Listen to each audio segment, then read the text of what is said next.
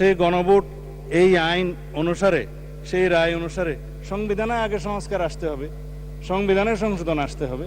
সংবিধানে যদি সেটা আমরা গ্রহণ করি, তারপরে সেই গণভোটের রায় বাস্তবায়নের জন্য গণভোটে হ্যাঁ এবং না লেখা ছিল, কিন্তু এই আদেশটা মাঝখানে জারি করে আরেকটা প্রশ্ন ওখানে ইন্ট্রোডিউস করে দেয়া হয়েছে যে এই প্রশ্নে গণভোট দেয়া হলো 4টা প্রশ্ন, যে প্রশ্নের মধ্যে একটা বিশাল প্রশ্ন জুলাই জাতীয় সনদের সমঝোতা হয়নি, এটা একটা জবরদস্তিমূলক আরোপিত আদেশ করে সেই আদেশের একটা প্রশ্ন গণভোটের মধ্যে দেয়া হলো, যেটা আমার পড়তে লাগছে 3.5 ঘন্টা।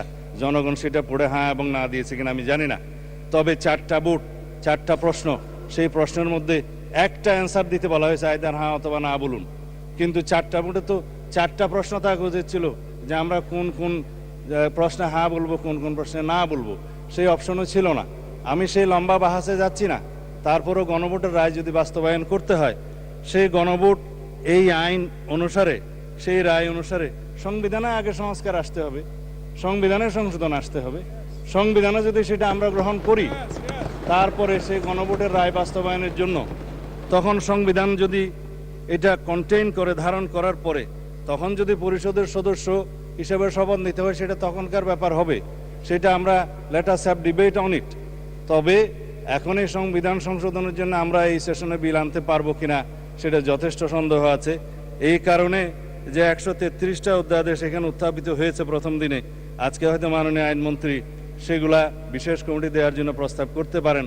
তারপরে সেটা স্ক্রুটিনি হবে, রিপোর্ট পেশ হবে, সময় আছে 30 দিন।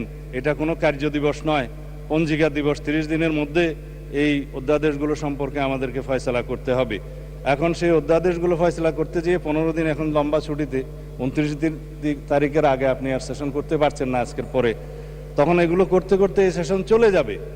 তারপরের সেশনে আপনার বাজেট অধিবেশন, বাজেট অধিবেশনের সময় যদি আপনারা অ্যালাউ করেন যে সংবিধান সংশোধনের বিষয়ে এই হাউস সিদ্ধান্ত নেয়, কার্য উপদেষ্টা কমিটিতে যদি সিদ্ধান্ত হয়, তখন বাজেটের এই সেশনের মধ্যেও সংবিধান সংশোধনের জন্য কমিটি করে তারা এই জুলাই জাতীয় সনদকে সেখানে ধারণ করে সংবিধান সংশোধনের জন্য বিল উত্থাপন করতে পারে। সেই বিলটা তারপর আলোচনা হবে, পাশ হবে, সেটা তখন সেই সেশনে করা যাবে কিনা আপনারা সিদ্ধান্ত নেবেন। আমি পজিটিভ